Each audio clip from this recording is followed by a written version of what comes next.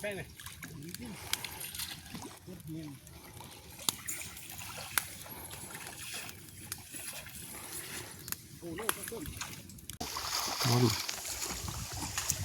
จีครับวันนี้บริแกล้งดอก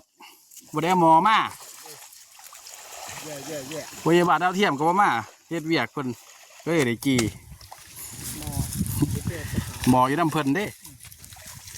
เอ้ย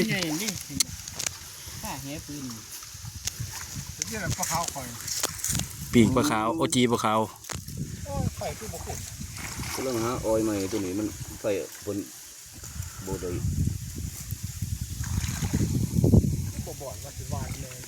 เป็นจะได้ทักบุจะได้ปวดแหบ่โอ้บ่ได้สดน้ำดอกวันนี้ปลาขาวต้อง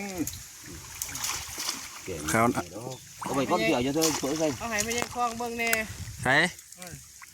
ไปเด้อยายคลองเด้อนี่ยายคลองขมากใหญ่เด้อจีปลาจนไฟพอหอยไอ้เสียงซัดแม่เห็นตาเสียวานแต่บ้านปุ่นปลาใหญ่เราใส่กระสอบเปสะมะแรง